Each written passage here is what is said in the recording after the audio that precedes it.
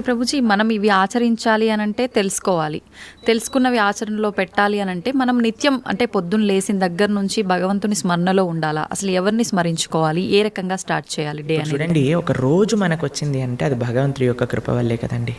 అవును. ఈరోజు మనకి ఈ జన్మ వచ్చింది అని అంటే స్వామిని స్మరించాలి. హరి హరి హరి హరి అని అంటాం మనం, హరి అష్టకము అని అంటాం అనమాట.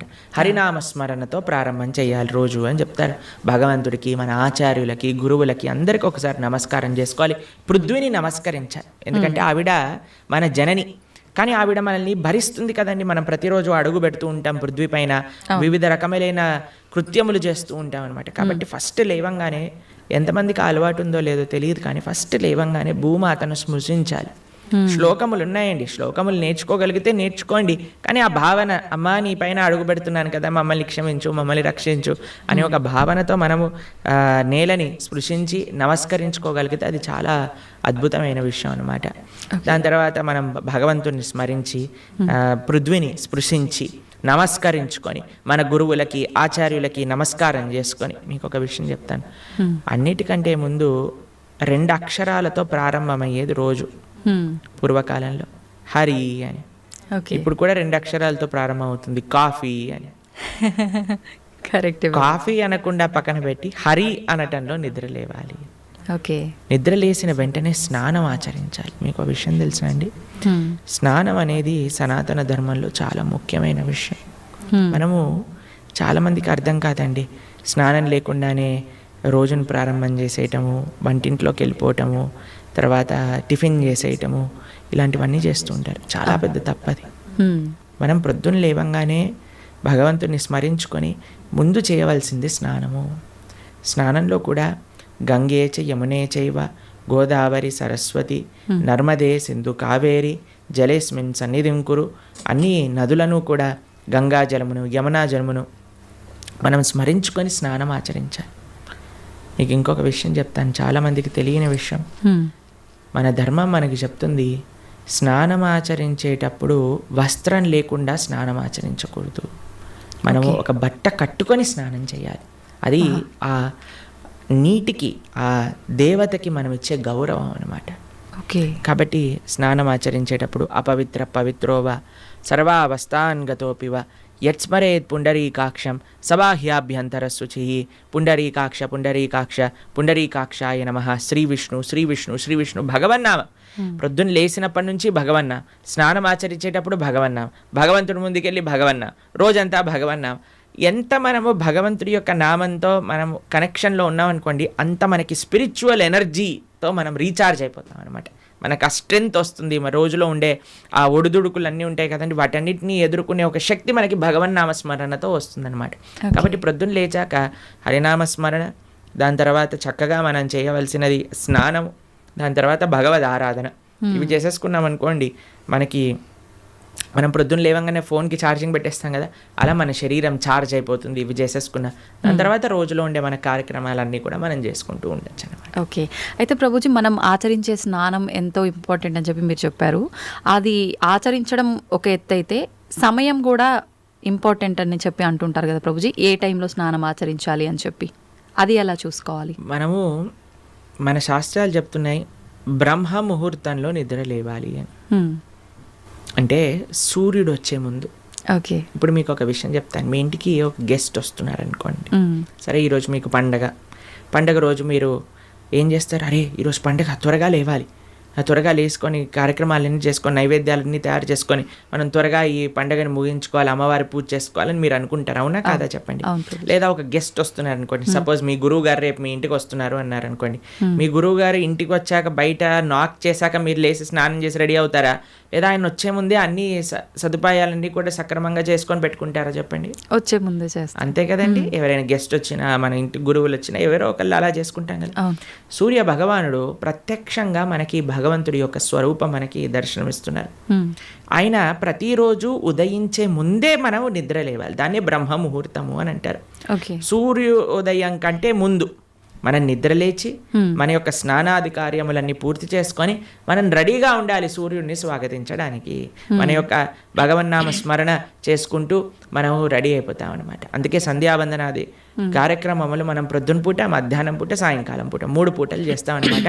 ఆయన ఎవరికి చేస్తున్నాము అని అంటే సూర్యమండలంలో మధ్యలో ఉన్న భగవంతుడికి మనం చేస్తున్నాము.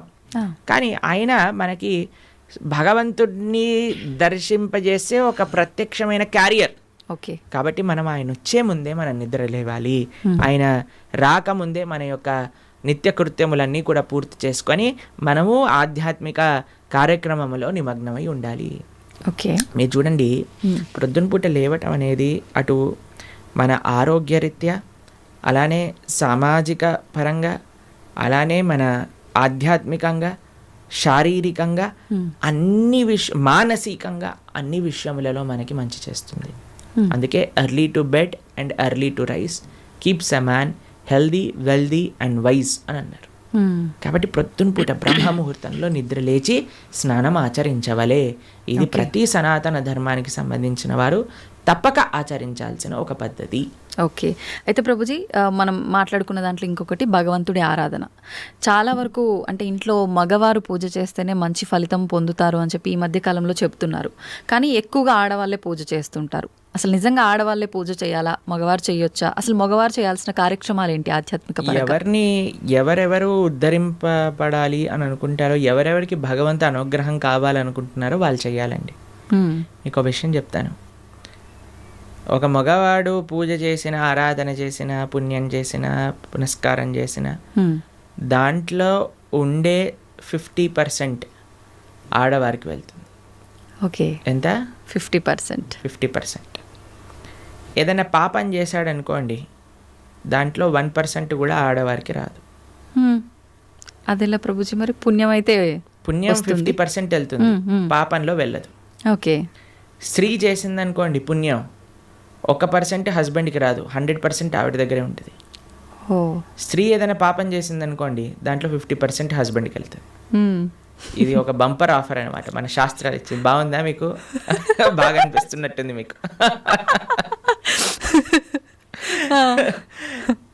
శిల్ ప్రభుపాదుల వారు ఒక దగ్గర ప్రస్తావన చేస్తారు, everybody has to fly their own plane అంటారు. మనకి అంబరీష మహారాజు గారి వృత్తాంతంలో వస్తుంది.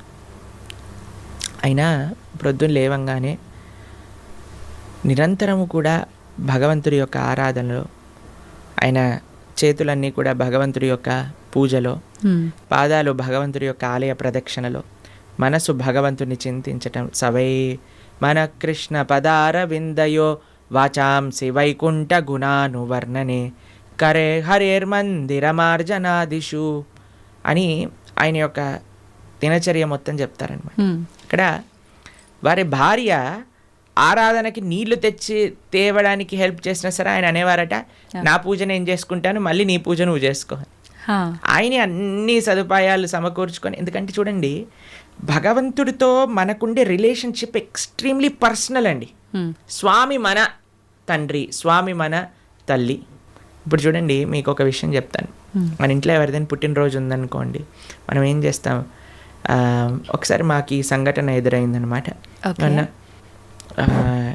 నేను మా తమ్ముడు కలిసి మా అమ్మగారికి గిఫ్ట్ ఇవ్వాలి అంటే, మా తమ్ముడు అన్నారు, నువ్వు నీ గిఫ్ట్ ఇవ్వు, నేను నా గిఫ్ట్ ఇస్తాను. ఎందుకంటే అమ్మకి నీ గిఫ్ట్ వేరే, నా గిఫ్ట్ వేరే. ఎందుకంటే మన ఇద్దరికి అమ్మ కదా. కాబట్టి అమ్మతో నాకుండే రిలేషన్షిప్ ఒకటి, మా తమ్ముడుకుండే రిలేషన్షిప్ ఒకటి, అంతేనా? అయితే మేమిద్దరం అనుకున్నాం, సరే నేను నాకు తోచింది, నాకు ఇష్టం ఉన్నట్టుగా నేను చాలా బాగా పెయింటింగ్ చేసేవాడిని అనమాట, డ్రాయింగ్ చేసేవాళ్ళం అనమాట. అయితే నేను ఇచ్చేస్తాను, నేను ఏదో ఒకటి స్కెచ్ చేసిస్తాను అంటే, మా తమ్ముడు అన్నాడు, నేను ఏదో ఒకటి తయారు చేస్తాను, ఏదో ఒక బొమ్మ లాంటిది ఏదో ఒకటి తయారు చేస్తాను, ఇద్దాము అని ఇద్దరం వేరు వేరు చేసి ఇచ్చామన్నమాట. అంటే ఎందుకు అని అంటే, మనకి మన ప్రేమను వ్యక్తపరచుకునే మార్గం ఒకటి, ఒక ఇంట్రెస్ట్, ఒక టాలెంట్, ఒక way of expressing hour love ఉంటుంది, అంతే కదా. అలానే భగవంతుడితో కూడా ఒక భర్త తన కర్తవ్యం, అరే నేను భగవంతుడి యొక్క మార్గంలో, నాకు భగవంతుడు అవసరము, అందరికీ భగవంతుడు అవసరమే కదండి. ఆయన అందరికీ తండ్రి, తల్లి, పిత, పరమాత్మ అందరికీ ఆయనే.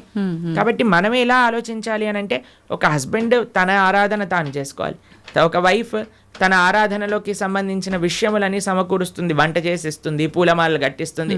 దాని తర్వాత వారి హస్బెండ్ వెళ్ళిపోయాక వైఫ్ తన ఆరాధన తాను చేసుకుంటుంది, పిల్లలు వచ్చి దండం పెట్టుకుంటారు, ఏదో అమ్మ నాన్నలకి ఇద్దరికి హెల్ప్ చేస్తారు, అందరు కలిసి ఆరాధన ఒకటి ఉంటుంది, ఒక్కొక్కళ్ళు కలిపి ఆరాధన ఉంటుంది అన్నమాట. కాబట్టి ఏదో స్త్రీలు చేస్తే ఇల్లంతా బాగైపోతుంది అనే భ్రమలో నుంచి బయటపడండి, మీకు 1% పుణ్యం రాదు.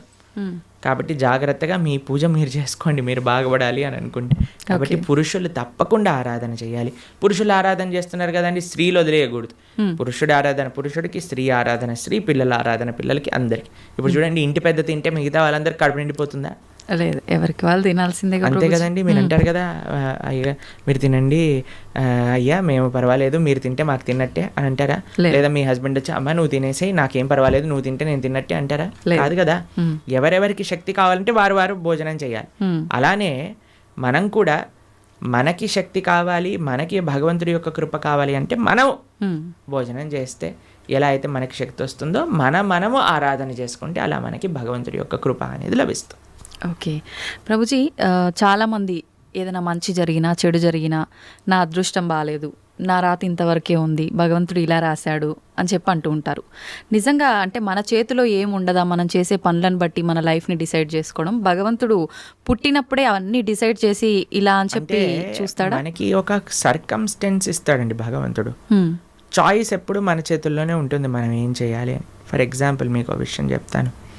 ఒకరికి ఇల్లు రాసుంది, ఒకళ్ళి ఇల్లు మీకు మీ జీవితంలో కలుగుతుంది అని రాసి ఉంటుందండి. కానీ ఆ ఇంట్లో ఏం చేస్తారనేది మీ చేతుల్లో ఉంది. ఓకే, ఇల్లు వస్తుందనే వరకు మాత్రమే మన చేతుల్లో ఉంది. ఇంట్లో ఏం చేస్తాం, మనం ఒక చక్కటి పూజ చేసుకుంటామా, పునస్కారం చేసుకుంటామా, లేదా 10 మందిని పిలిచి మందు పోసి డాన్స్లు వేస్తామా అనేది మన చేతుల్లో ఉంది. మీరు కానీ మంచి ఆరాధన చేసుకున్నారనుకోండి, ఆ పుణ్యాన్ని బట్టి మీకు నెక్స్ట్ ఏమవుతుందో రాసింది. లేదు మనం తప్పు చేసామనుకోండి, ఆ తప్పు బట్టి నెక్స్ట్ కర్మ ఏర్పడుతుంది అనమాట. What is return is what you will get. మనకేం వస్తుంది అని, దాంతో మనం ఏం చేస్తాము అనేది రాసలేదు, అది మనకు వదిలేశాడు భగవంతుడు. మన విచక్షణతో మంచి మనస్సుతో మనం దాన్ని ఆచరణ చేయాలి. అంటే మన చేతిలో ఉన్నట్టే 100% మన చేతుల్లో ఉంది.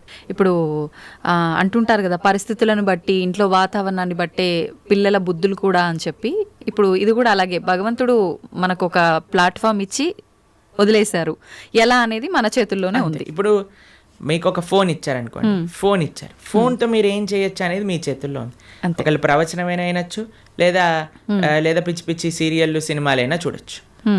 ఫోన్ రావటం మన చేతుల్లో ఉంది, దాంతో ఏం చెయ్యాలి మీ చేతుల్లో. ఇప్పుడు మీరేం చేస్తారు, పిల్లల్ని స్కూల్లో వేస్తారు, మంచి స్కూల్ చూస్తారు, అరే ఈ పిల్లలు మంచి చదువుకోవాలి, మంచి స్కూల్లో చదువుకుంటే వాళ్ళు మంచి మార్గంలోకి వెళ్తారు, కష్టమైనా ఏదైనా సరే కష్టపడి అయినా సరే వాళ్ళని మంచి స్కూల్లో జాయిన్ చేస్తారు. మంచి స్కూల్లో జాయిన్ చేశాక వాడు చదువుతాడా లేదా అనేది ఎవరిపైన నిర్ధారణ పడి ఉంటుందండి? వాళ్ళపైన.